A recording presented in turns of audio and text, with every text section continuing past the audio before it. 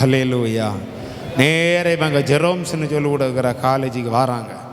அந்த காலேஜில் வந்து ஐயா அதாவது ஃபீஸே கட்டுக்கிறதுக்கு ரொம்ப வழி இல்லைன்னு சொல்லி போராடிட்டு இருக்கிற நல்ல படிக்கிற பிள்ளைகள் யாருன்னு ஒரு ஆளை காட்டுங்க, அவங்களுக்குள்ள ஃபீஸ் எல்லாத்துக்குமே நான் கட்டிடுறேன் அப்படின்னு.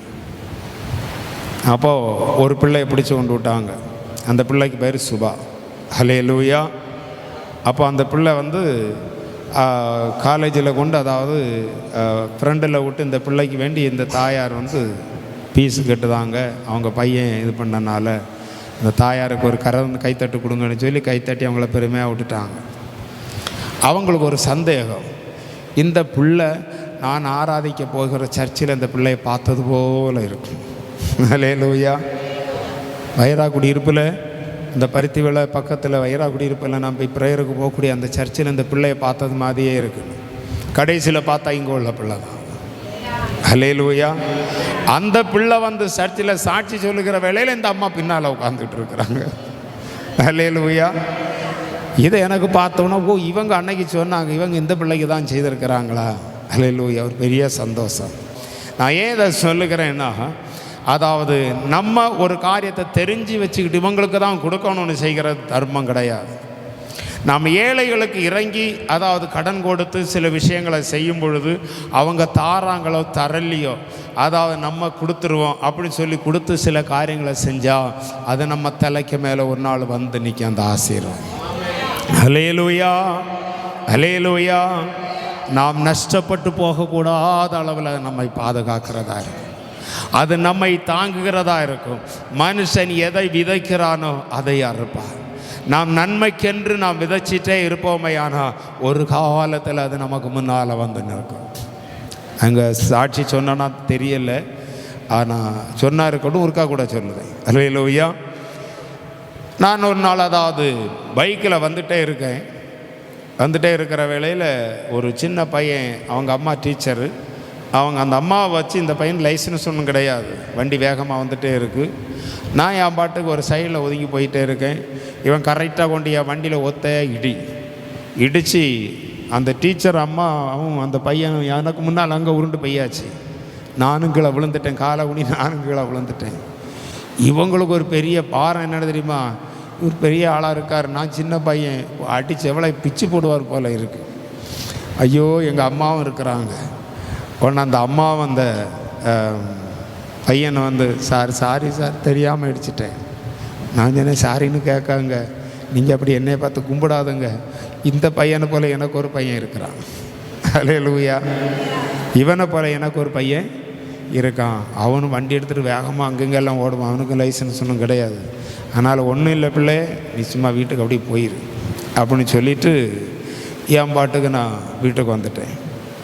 அடுத்த நாளில் ஒரு வாரத்துக்குள்ளால் ஒரு சில நாட்களுக்குள்ளால் நாங்கள் துணி எடுக்கிறதற்காக நம்ம நார்கோயிலுக்கு அதை பேரிஸ்ன்னு சொல்லுகிற கடைக்கு போயிருக்கிறோம். பஸ் ஸ்டாண்டுக்கு ஏத்தாப்பில் ஒரு குண்டுக்குள்ளே அதாவது இந்த மாதிரி இருக்கும். கட்டடம் உயரமாக இருக்குது, கார் நிறுத்தது உள்ளே போ. அப்போ நான் என்ன செய்தேன்னா, நான் காரில் நானும் மனைவியுமா போயிருக்கிறோம். நாங்கள் உள்ளே போய் வண்டியை கொண்டு நிப்பாட்டிட்டு சாதனங்கள் எல்லாம் வாங்கிட்டு திருப்பி நான் அப்படி மேலே வாரேன். ஒரு ஆடி கார் இப்படி நிற்கி. அப்போது வண்டி எனக்கு இப்படி வரணும், இவன் கொண்டு இங்கே தள்ளி விட்டுருக்குறான். அப்போ நான் என்ன செய்தேன்னா, அதாவது அங்கே பார்த்துட்டு வேப்ப மூட்டிலேருந்து வண்டி வரும், நம்மளை தட்டிடுமேன்னு சொல்லி இப்படியே நான் மேலே ஏறும்போது இந்த வண்டியில் தட்டிட்டு அங்கே தட்டிடக்கூடாது அப்படின்னு சொல்லி நான் இங்கே பார்த்து இப்படியே போனேன்னா இந்த வண்டி தட்டி அந்த ஆடி கார் உரிஞ்சிட்டு, ஆனால் நம்ம இந்த வேகனர் கார் உரியலை. ஹல்லேலூயா. அப்போது தட்டுப்பட்டது எனக்கு தெரிஞ்சு என்ன ஆச்சுன்னு தெரியாது. நான் போய் சபரியார் கோயில் திருப்பில் இப்படி மேலே ஏறி ரைட்டில் ஏறி வண்டியை ஒதுக்கி விட்டுட்டு இன்னும் அதாவது கடையில் பலசர கடையில் சாதனம் வாங்கிட்டு இருக்கிறேன். நம்ம மனோஜ் பிரதர் மாதிரி இவர் மாதிரி கொஞ்சம் கூட ஹைட்டாக இருப்பாங்க. ஒரு 2 பேர் அடியாள் மாதிரி வந்தாங்க, டிஷர்ட் எல்லாம் போட்டுட்டு கையெல்லாம் மசில்ஸ் அப்படி இருக்குது. கீழத்தாரு கிளாஸ் அப்படின்னு சொல்லியாச்சு. நான் உடனே கீழே தாத்துட்டேன். அந்த ஆடிக்காரை தட்டிட்டு வந்த நீங்கள் தானே?